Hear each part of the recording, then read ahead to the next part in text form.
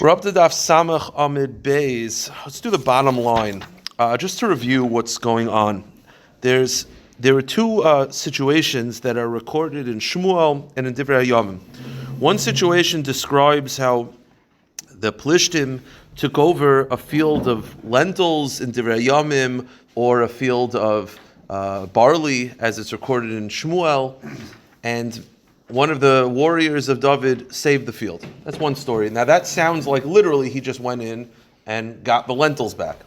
But there's another parsha nearby that describes how three warriors of David HaMelech said he wanted water. They broke through the enemy lines, got the water, brought it back to David, and David spilled it out. So what's going on? So the Gemara understands the tradition like this. The Kabbalah is that thing that David HaMelech wanted water was not actually water. He had a shaila in Mayim Elotayra. He wanted to speak to the Sanhedrin, to the Bezdin. Those warriors were Moiser Nefesh. They did something which David HaMelech was not a fan of, that they were Moiser Nefesh to ask a halachic shaila, which he was not a fan of. He was not a fan. It's not Pikuach Nefesh. David HaMelech was not a fan of what they did, evidently. I mean, according to one opinion, we'll see. They come back with the halachic ruling, and David HaMelech spills out the halachic ruling, whatever that means. So the Gemara wants to know what was the shaila, because each opinion connects the two stories, connecting the shaila to barley or lentils. So one possibility is that it was Taman Be'esh, that the shaila was if someone burns down a field and has something hidden in the field, do you have to pay for it? Do we say like Rav Yehuda Mechayev or the Rabbani or Potter? That was the shaila that was asked, and that's hence it was barley. It was hidden in the barley. Okay. The second shaila is, the second opinion holds that the case was there were plishtim hiding in the barley and in the lentils, and the question is, can we burn down the barley and the lentils to burn down someone else's field in order to kill the plishtim? Now the Rishonim already explained, Avada, it's pikuach nefesh, you're allowed to. The question is, does he have to pay? To that, the halachic response was, you're not allowed to do that, meaning, if you do that, you have to pay, but you're a melech, and melech is paritz gather. And the last possibility was, David HaMelech wanted to, the case was that the barley belonged to Jews, and the lentils belonged to the plishtim, and David HaMelech wanted to steal from the Jews and pay them back with the plishtim lentils. He wanted to steal the barley in order to feed the animals, and he wanted to know, are you allowed to basically steal if you're going to compensate them? He's a melech. So to that, the halachic was, generally not, but you're a melech. Fine. Those were the three possibilities. So we're up to the bottom line at Samach Amid Beis. The Gemara says, Bishloi mahani tarti. I understand. Heindichsiv trei kroi. I understand. If you want to say that they wanted to burn down the fields, meaning there's one possibility is they wanted to steal the barley and replace it with the lentils. Okay. The other possibility is they wanted to burn down the barley and the lentils and have plishtim in it. I understand why, according to that opinion, the psukim, one pasuk describes lentils, one pasuk describes barley, because either the Maisa Shahaya was barley and lentils, or they were stealing the barley and replacing with the lentils. You need barley and lentils. But it says the Gemara at the beginning of Samach Aleph, but if it was Tama halachic shaila, a theoretical shaila of how do we paskin by Taman Be'esh, then they're asking about Taman Be'esh and barley and Taman Be'esh and lentils. Why does it have to be that the pasuk describes barley and lentils, which means that they asked, the shaila was related to both of them. So if you understand the cases that they're stealing the barley and replacing with lentils, you got to mention both. If you understand that the Maisa Shahaya Kachaya, there was a Maisa that the Plishtim were hiding in barleys and Plishtim were hiding in lentils, fine, so that was the Maisa Shahaya Kachaya. But according to the first opinion, it was purely an academic shaila, which is, how do we paskin by Taman Be'esh? So why do you have to mention, so they asked Taman Be'esh and barley and Taman Be'esh and lentils? Why do you need both? If it's a Maisa Shahaya Kachaya, fine. And if they're stealing the barley and replacing with the lentils, you need both. Fine, I understand that. But if you're telling me it was Stam Taman Be'esh, so you have to ask about barley, and then you have to ask about lentils, and you have to ask about wheat, and then you have to, what are you asking so many shilas for? Why does the pasuk have to mention both? So the Gemara says, my boile kroi. Amar lach, the answer is Tamun v'chodem mahanachim boile. The answer is, if you believe that it was Taman Be'esh, there were definitely two shilas. Meaning, according to that opinion, they were asking about Taman Be'esh, and then they were asking also one of the other opinions. Either burning down the fields in order to kill the Plishtim, or stealing from the Jews, replacing with the Plishtim. So if you believe that the Shaila was Tam and Be'esh, they had, it was Tam and Be'esh plus. So either now just to summarize, there's three options. Either it was to burn down the fields in order to kill the Plishtim, and that was the only Shaila. What is going on out there? Or the second opinion is that it was to steal from the barley and replace it with the lentils, or it was Tam and Be'esh plus one of the other ones. That's the three opinions. Okay. Now the Gemara says like this. I mentioned in the story, they come back with the halachic ruling, with the water, and David Melch spills it out. Well, what does it mean he spills it out?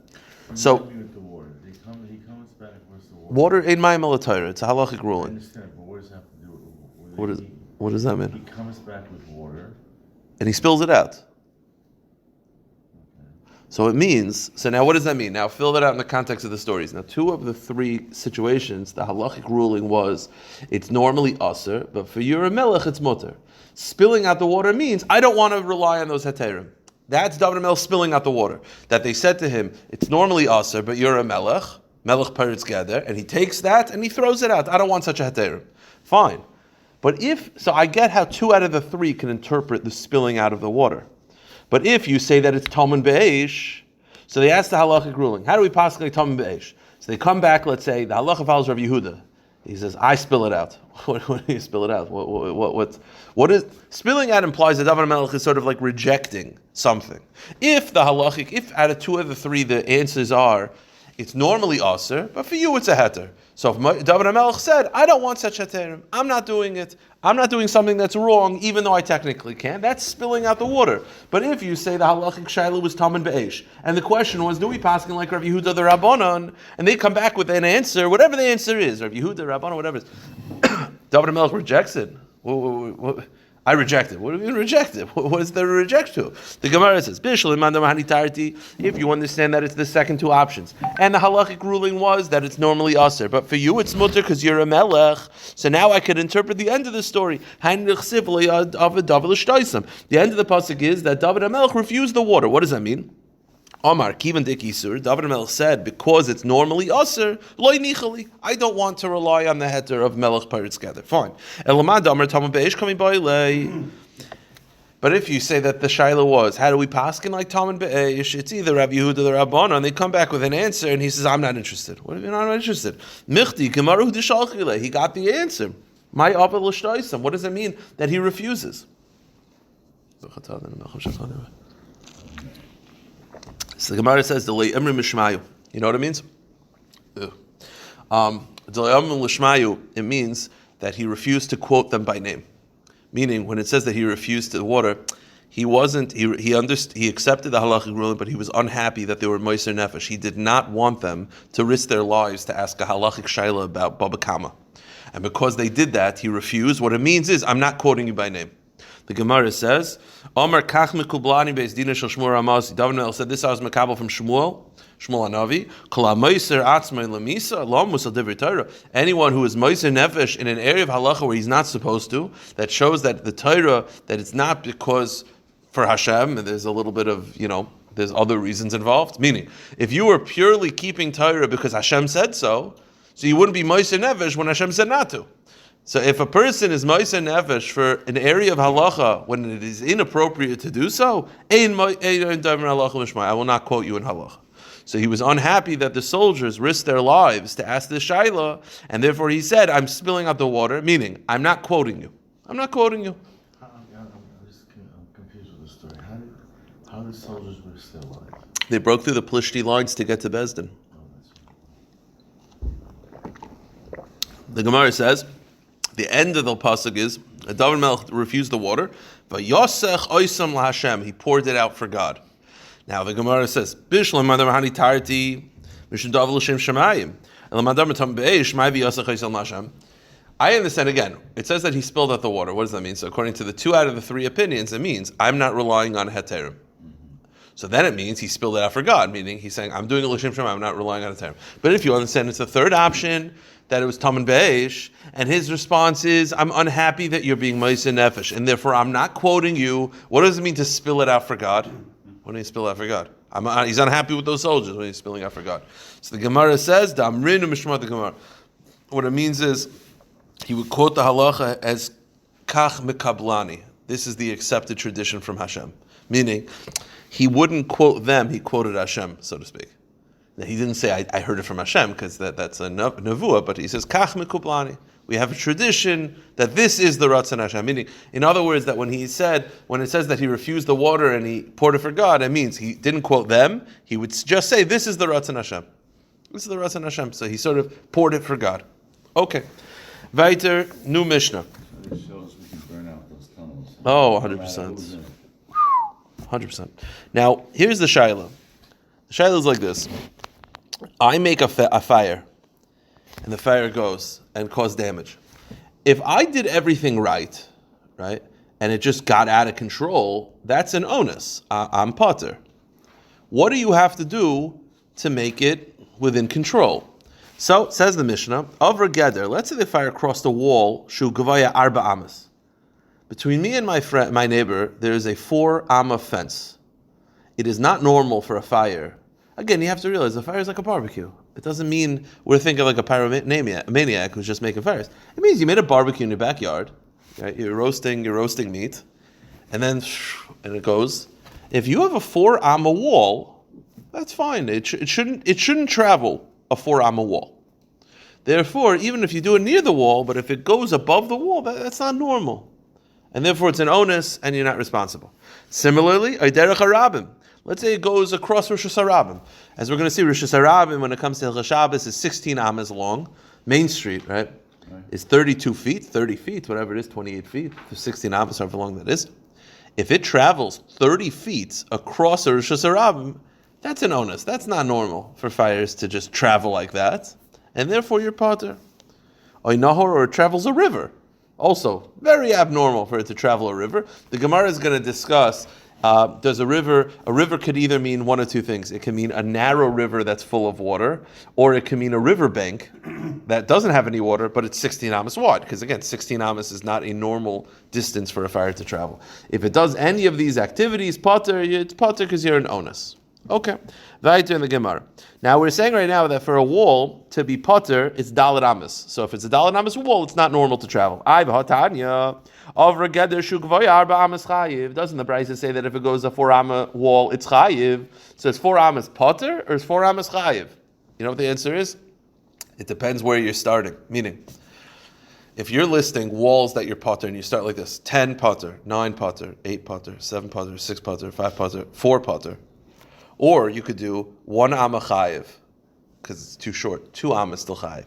3 amma still chayiv, up to 4. So the answer is both. Basically, the Gemara is going to answer that both brises agree, and that is 4 ammas and up is potter.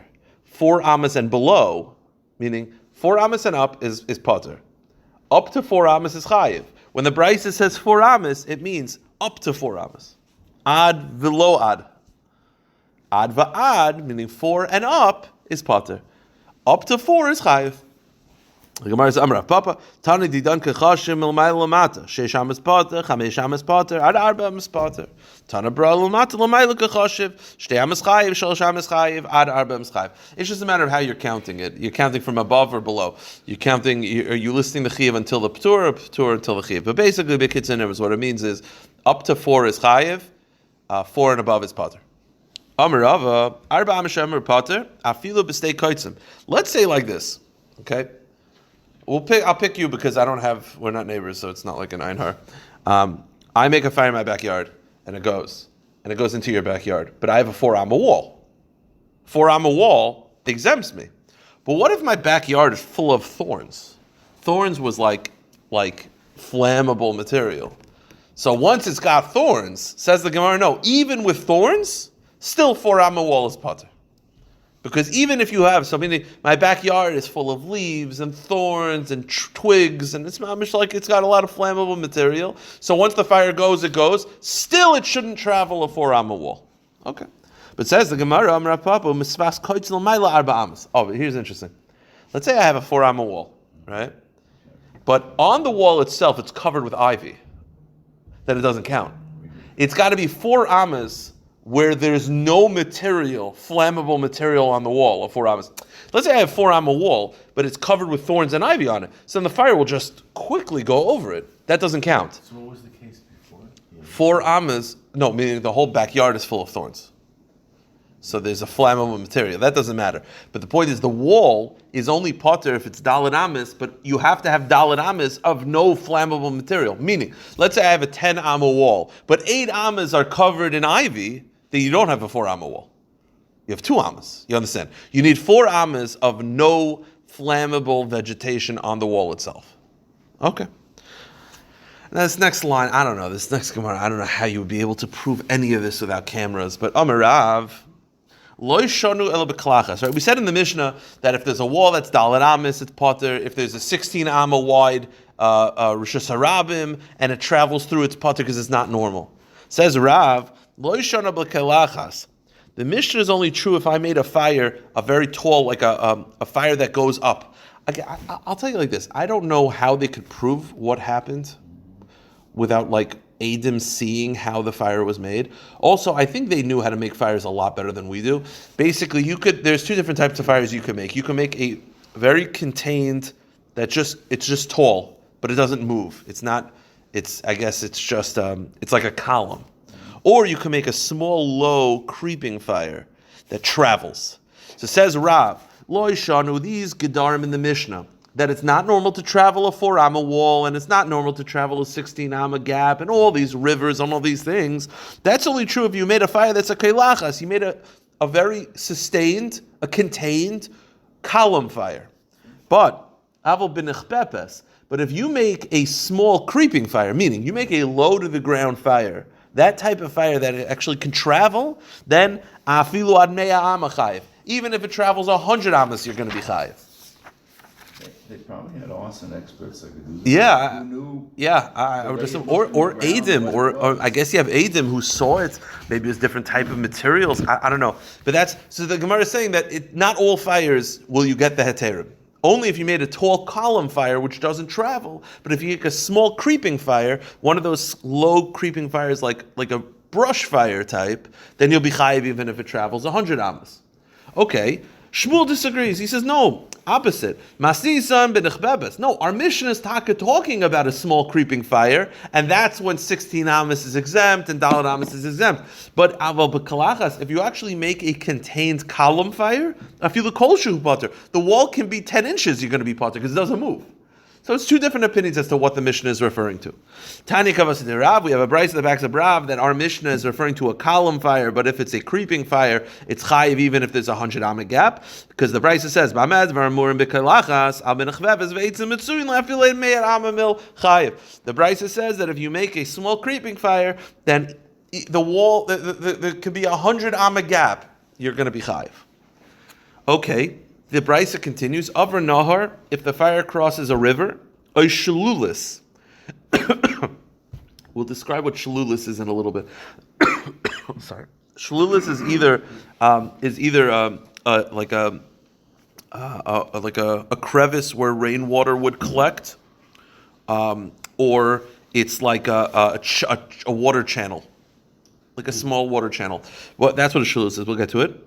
Shehim rechavim shmoina amma. If you have a shlulis that's 8 amas wide, potter, it is not normal for the fire to travel across that, and if it does, you are in onus and it's potter. Okay, derech harabim. So we said in the Mishnah that if the fire travels a rishus harabim, it goes from your property to across the rishus harabim, which is how wide? 16 amas. You are potter. The Gemara says, Man Tana, who is the author of the Mishnah that Rosh Hashanah is 16 amas? Amir Rava Lazar. It's Rava Lazar who said, Titanan, Rava Lazar said, Sheish Esrei amas k'derech Rosh Hashanah. Rava Lazar said that the distance for a fire is the same distance of Shabbos, and just like Shabbos, it's 16 amas to make a Rosh Hashanah. So to a fire is 16 amas to make it exempt. Okay.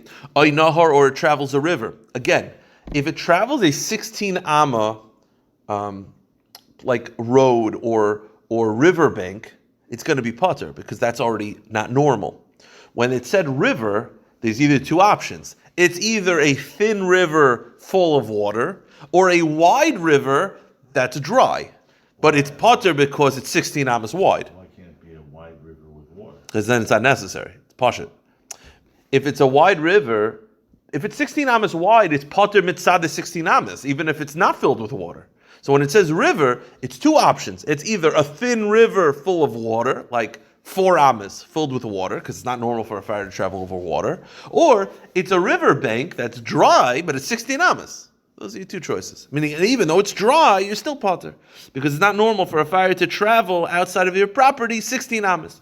The Gemara says, Rav Amar Nahar Mamish. Rav says that it's an actually wide river, meaning a dry river that's wide. Shmuel Amar Arisa Dilaloi.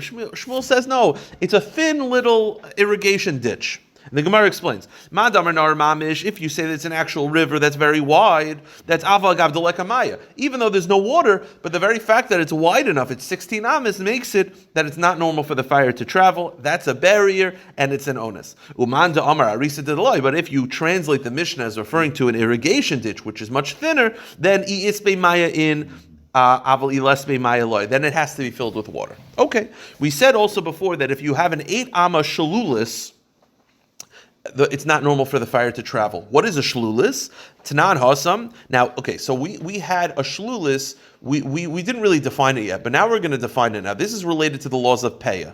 Okay, the laws of peya is like this. Actually, very interesting. Look at the tables that you guys have. Now, a peya is you give the corner of your field. Now, what's the definition of one field as opposed to 2 fields? Right? What if you're a cheap guy, right? You happen to have 10 fields, but you say it's really one field. Right? Is that one long table or is that 2 tables? Let's say you had to give a corner of that table to poor people. So is that 2 tables or do you look at it as one long table? So at what point do you separate in fields and say, well, this is 2 fields and 2 payas, or this is 1 field? So there has to be something to be mafsik, to separate the fields. This is what this mission is talking about. It's talking about things that divide fields in order to be mechayev you in multiple payas. So Tanan Hasam, Elu Mafsikin Lepeya. These are natural dividers for the laws of Peya. The first one is Anachal, a ravine. So let's say I own field A and field B, and in between them there's a ravine. They are not one field. They are 2 fields, and you have to give Peya from both fields. Okay. Hashalulis, again, that shalulis thing that we said before, which is either an irrigation ditch or water, like a little like ditches that in either a channel of water or an irrigation ditch. No, a channel of water is something it's man-made that the water flows. An irrigation ditch is just like a crack in basically like a well, like a large well where it's just holes in the ground that the water just fills in. You understand what I'm saying? Irrigation channels are sort of man-made little rivers, right. Little like that. I understand. That, and the other one is a little just like a ditch, natural. Large ditches where the water would it's sort of like wells. But they were natural. Yeah, it seems like they were more natural. But the main thing is it more wider and flowing or just ditches? That's what it seems like. So the Gemara continues.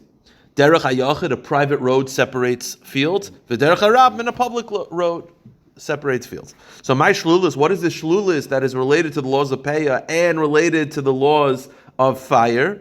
Rabbi Yehuda Shmuel, makam shemei geshamim shaylin sham. It's a place where the rainwater collects, meaning it's a cavity in the ground.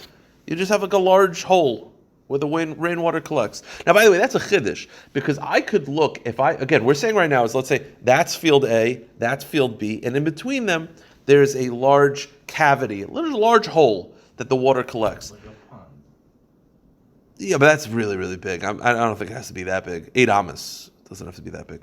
Point is, you have a large cavity where the rainwater collects. You're now saying that that's 2 separate fields. I could look at it that it's normal for fields have, ebbs and flows.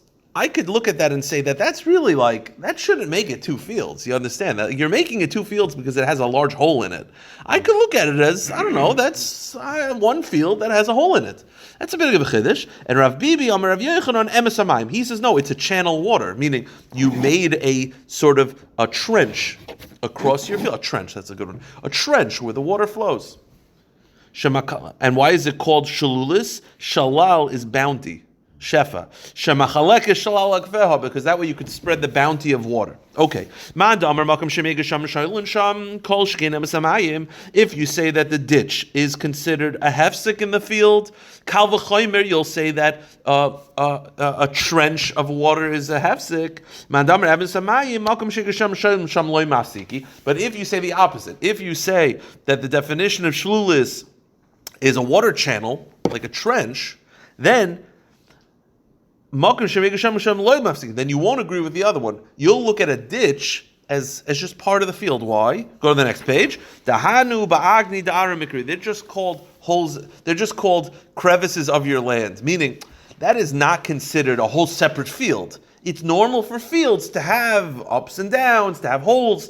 That opinion does not look at a hole as considered mamish separated of a field. That's part of the field. It's one large field that has a hole in it. As opposed to a trench, which is mamish, cuts across the whole field, that's for sure mafsik. Okay. Weiter, new Mishnah. Mishnah says like this. Okay. Now, here's the question. Let's say there's no fence. Forget about the fence. Me and Menashe are neighbors, and we'll do the opposite. This time, instead of me making a fire, he's making a fire. He's making a barbecue, and I go to him and I say to him, I'm that neighbor, and I go to him, I don't like this. It's dangerous. And you say, dude, I'm in my backyard. I'm making a fire. Like, He has to leave some distance between his property and my property to make it that it's considered safe.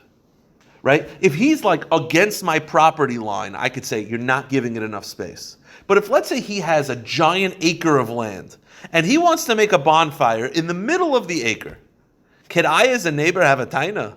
Meaning, and then if a fire gets out of hand, is he responsible? So this is the rules. If you make a fire on your own property, where does the fire have to be to make it that you're considered safe? And if the fire gets out of control, it's an onus. So this is the rule. Ad Kamma Tavra ad Leika, different opinions. Rav Elazar ben Azariah says, Roy noise kilu be'emsa beis kur. Rav Elazar ben Azariah says, you need on either side of the fire a half a kur, meaning we have to look at it as you're in the middle of a kur. Now a kur, Art Scroll will probably give us a dimension. The center of base kur is 137 amas from the edge. So 137 amas is about 200 feet.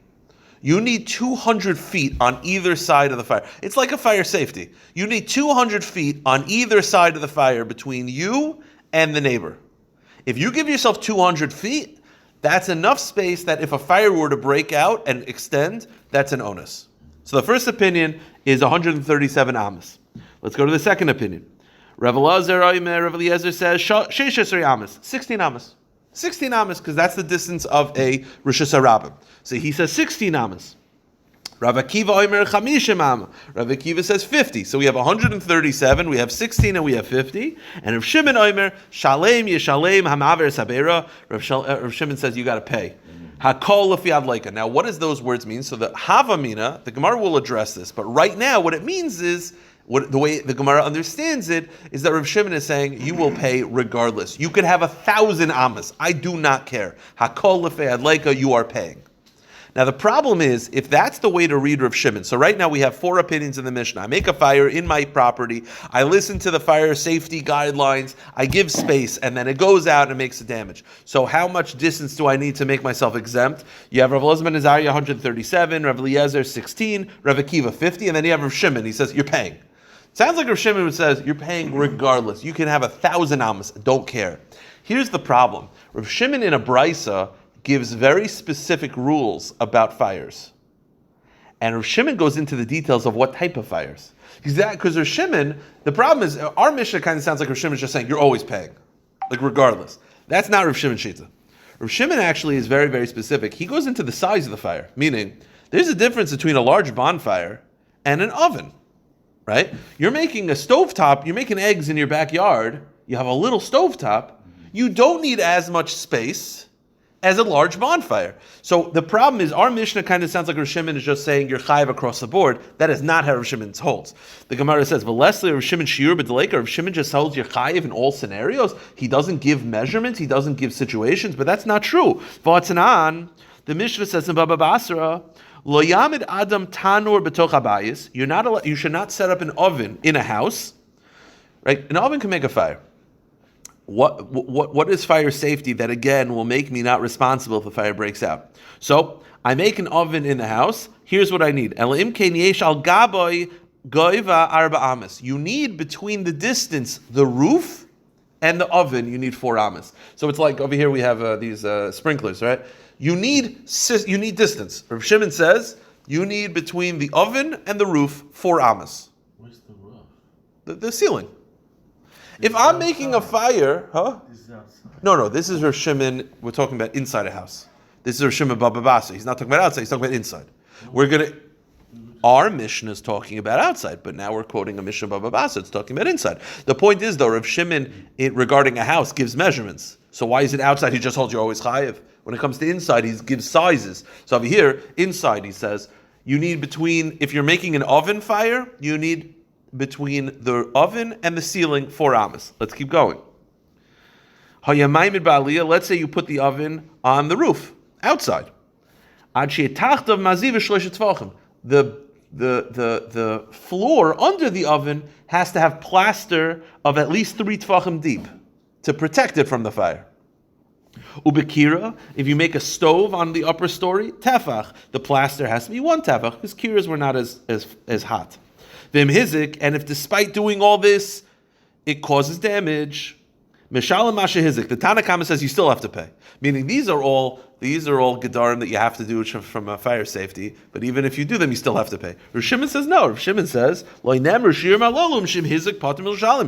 says no, the whole point of these measurements is to make you exempt. So here's the kasha. Our Mishnah says, Rav Shimon says, which we're interpreting means you always have to pay, doesn't matter, but Rav Shimon and Baba Basa gives all these gedarim, daled amis, 3 tefachim plaster, and 1 tefach. So which one is it? Is it just you're always chayiv, or are there rules? The answer is, you know what Rav Shimon meant over here? He didn't mean you're always chayiv. He meant it depends. Meaning it depends on the size of the fire. Are you making an oven? Where is the fire? Is it a kira? Is it a bonfire? So Rav Shimon didn't want to just get into, say, 16 amas, because you know what Rav Shimon would tell you? It depends. You make a small fire, maybe you don't need 16 amas. You make a large bonfire, maybe 16 amas is not enough. Rav Shimon's point was, he wasn't saying you're always chayiv. He's just saying it depends on the size and the temperature and the intensity of the fire. Okay. And then look to Baba Basa for the rules. Fine. Amar Rav Yosef, Amar Rav Yehuda, Amar Shmuel, halacha k'Rav Shimon, v'chein Amar Nachman, Amar Shmuel, halacha k'Rav Shimon. Okay, last sugya, we've done it in a few minutes. This is the sugya of Tamun Be'esh, which again we had before, that it's a machlokes of Yehuda and the Rabbanon. If I make a fire and it burns down the field, and inside the grain there are things hidden, Rav Yehuda holds your chayiv, the Rabbanon hold your potter. Let's do the Mishnah. The Mishnah says, if you set a fire to a stack of, let's say, wheat, and under the wheat there are kalim, and the kalim also burn down. Rav Yehuda says you have to pay for the kalim as well, because Rav Yehuda holds your chayiv for tam and beish, and the chachamim oimrin and the Rabbanon say, no, you're only chayiv for the wheat or the barley, not for the kalim, because they hold tam and beish is potter. Okay. Next part of the Mishnah, which we've had a couple times. Let's say I burn down a fire and there's a goat that's tied to the stack. And there's a slave near the stack of wood. And I burn down the fire, I burn down the stack of wood, I burn down the goat, and it kills the Eved. You're chayiv, meaning the chiddush is over here that although you killed the slave, shouldn't you get the death penalty and then kimle? But the answer is no. Because the slave could have run away and he didn't, he was not bound to the fire, he could have escaped and he didn't, I am not going to get the death penalty. Therefore, I'm chayiv for the financial payments. But the opposite, Eved kafus loy, let's say there's a slave bound to the fire, so when I make the fire, I'm basically burning the slave and killing him, so then I'm going to get the death penalty for killing a person. For killing an Eved Knani, I'm going to get the death penalty, and because I'm going to get the death penalty, Kimle b'derab I don't have to pay for anything that the fire did. Okay, finish up the Mishnah. Now we had a machlokes between the Chachamim and the Rav Yehuda whether you're chayiv for Tamun Be'esh. Now let me ask you a question. What if I burn down your house? So I don't have to pay for anything. Everything's Tamun, everything's hidden. The answer is not enough. Tamun Be'esh only applies to a field, because it's not normal to hide things in grain. You burn down someone's house, you got to pay for everything inside the house. We don't say everything in the house is tamun. Tamun only applies to things that are hidden under grain because it's not normal. Says the Mishnah, Moidim Chacham Rav Yehuda, the Chacham agreed to Rav Yehuda. B'madlik sabira, if you burn down a large tower, so you burn down the guy's silo, and in the silo he's got a tractor and he's got a zachin and this. Of course he has to pay for everything. It's tamun. It's not tamun. Tamun is where you hide things under grain. It's not normal. You burn down someone's house, everything in the house is not tamun. Because it's normal to leave stuff there. So right now we have a machlekes b'tamun be'esh, but everyone agrees if you burn down a house, there is no tamun be'esh. Okay, here's the kasha. The kasha is like this, and we'll end with this. The kasha is, does tamun be'esh apply only when I make a fire in my backyard and it travels into your backyard? Meaning, here's the case. I make a fire and it burns down it burns down, obviously not real, God forbid, but it burns down your grain in your backyard, and in your grain, there's a tractor. So the Rabbanan say you don't have to pay, because it's tamun be'esh, Rabbi says you do. Here's the question, what's the case? Is it that I made the fire in his backyard, and even then the Rabbanan hold potter? Or no? I made the fire in my backyard, and then it traveled. So because it traveled, it wasn't normal for it to travel,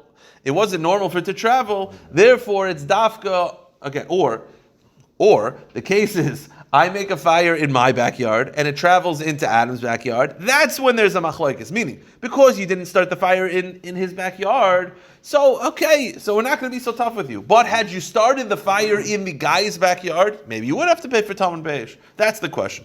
Is tamun be'esh always potter or only potter when you started the fire in your own backyard and it traveled? But had you started in his backyard, can't zani be chayiv. So says the Gemara, Rav Kahana, machlokes b'madlik v'teich shaloi. The whole machlokes is where you made a fire in your own backyard and it traveled. And then it traveled to your neighbor's backyard and burned down something hidden. That's when there's a machlokes. But if you go into your friend's backyard and do arson and burn down his field, then you definitely have to pay. Now, the reason being is because that's more of a mazik, or it could be that the pasuk that describes tamun be'esh, which is Kamma, was referring to the traveling. And the point is, according to Rav Kahana, if you actually make an arson in your friend's backyard, you have to pay for tamun be'esh. Amrli Rav, here's the problem with this. Our Mishnah said a machlokes by tamun be'esh, and then it said, I'll give you a case where everyone agrees that you're chayiv. What's the case where everyone agrees that you're chayiv? You burn down a house. Why do you need that now?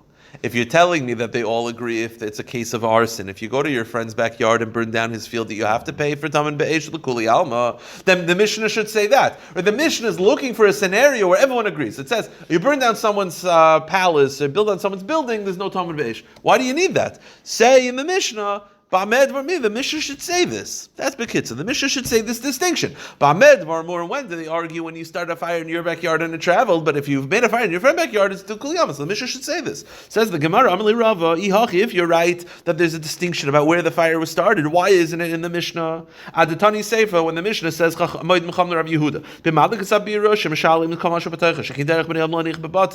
the Mishnah at the end says a case where you burn down a house that it's not considered tamun be'esh, instead of that, say this.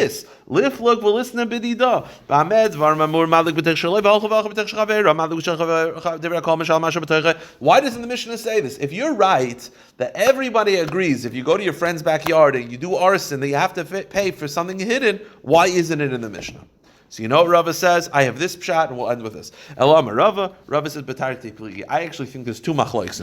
Machlokes number one, madik b'tay shaloi v'holcha v'holcha b'tay shchaver. The first case is I burn in my backyard and it travels, and then it burns in my friend's backyard and burns down something hidden. That is a straight machlokes. Rav Yehuda says chayiv. Rabbanan say potter. Binary, yes or no. The Rav Yehuda mechayiv etam be'esh. Rabbanan savri loy mechayiv. That is one machlokes. There's a second machlokes. I go into your backyard and I burn down your field, an arson in your backyard. The Rabbanan over there say, they take a middle ground, and that is, they'll say like this, I'm not going to exempt you from everything hidden. I'll say you're chayiv for things that it's normal to be hidden. Meaning, if I make a fire in my backyard and it travels to your backyard and it consumes, anything hidden is potter. Whether it's normal, whether it's not normal, everything hidden is potter. But if I make a fire in your backyard, the Rabbanan will say, you're potter on things that it's not normal to be hidden, but things that's normal to be hidden, you'll be chayiv. Why are you because the Chazal didn't want to interpret the pasuk to mechayev you in that much, because it's not normal for it to be there. So the Gemara says, of Rabban, but there's a second machlokes. So if I go to my friend's backyard and I do arson, and it consumes things that are hidden, Rav Yehuda holds Yechayiv for everything hidden. And Rabban and Savin, the Rabban say no. Kalim shedarkin lahatim megedish. If it's normal for it to be hidden, kigoy marigin, v'klei bakar, threshing tools or cattle gear that was normal to cover, huda misham that you pay for. But things that are not normal, such as like a wallet, loy mashalim, that you don't pay for. We'll pick it up tomorrow. We'll address this machlokes again. All right.